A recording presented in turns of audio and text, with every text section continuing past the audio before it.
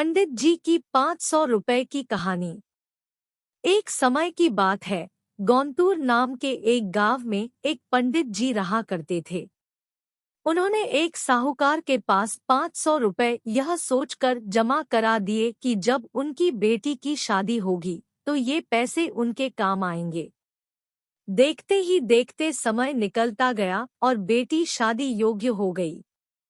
पंडित जी ने अपनी बेटी के लिए योग्य वर देखना शुरू कर दिया। उन्हें अपनी पुत्री के लिए एक लड़का पसंद भी आया, जिसके बाद पंडित जी साहूकार के पास अपने पैसे लेने गए। साहूकार ने उन्हें पैसे देने से इनकार करते हुए कहा, मेरे पास आपने कोई पैसे जमा नहीं कराए। आपके पास क्या सबूत है कि आपने मेरे पास पैसे रखे थे? क्या आपके पास उसका कोई लिखित प्रमाण है? साहूकार की ये बातें सुनकर पंडित जी परेशान हो जाते हैं और वे समझ जाते हैं कि साहूकार ने उनके पैसे हड़प लिए हैं।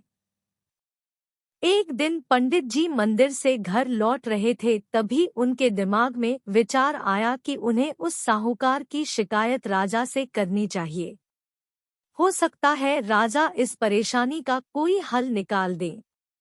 पंडित जी बिना देरी किए राजा से मिलने के लिए पहुंच गए और वहां जाकर उन्होंने अपनी परेशानी राजा के सामने रखी। पंडित जी की बात सुनकर राजा ने कहा कि कल नगर के लिए हमारी सवारी निकलेगी, तुम उस समय उस साहूकार की दुकान के सामने जाकर खड़े हो जाना। राजा की बात सुनकर पंडित जी अपना झोला उठाकर घर को निकल गए। अगले दिन राजा की सवारी निकली। नगरवासियों ने उन्हें फूलों की माला पहनाई व आरती उतारी। पंडित जी राजा के कहे अनुसार उस दुकान के सामने खड़े हो गए। राजा की सवारी साहूकार की दुकान के सामने आई तो राजा ने पंडित जी को देखाकर प्रणाम किया और उनसे कहा कि आप यहाँ क्या कर रहे हैं? आप हमारे गुरु हैं, आप हमारे साथ बग्घी में चलिए। पंडित के बग्घी में बैठने के बाद साहूकार ने राजा की पूजा की और उन्हें फूलों की माला पहनाई। उसके बाद राजा की बग्घी आगे बढ़ गई। पंडित जी को कुछ दूर आगे जाने के बाद राजा ने बग्घी से उतार दिया और बोला कि मैंने अपना काम कर दिया है, अब आगे देखो क्या होता है।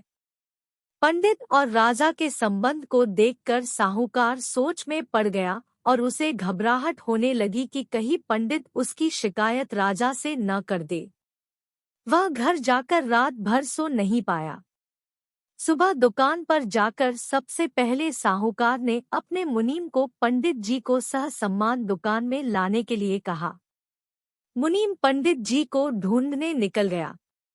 कुछ देर बाद पंडित जी उसे नगर में एक पेड़ की छांव में आराम करते हुए नजर आए। मुनीम ने पंडित जी को कहा कि साहूकार ने उनको दुकान में लेकर आने के लिए भेजा है। मुनीम पंडित जी को सम्मान के साथ दुकान लेकर जाता है। साहूकार पंडित जी को आदर सम्मान के साथ बिठाते हुए कहता है, मैंने पुराने खाते की अच्छी तरह जांच की और उसमें आपने मुझे 500 रुपए दिए थे, इसकी जानकारी मिली है।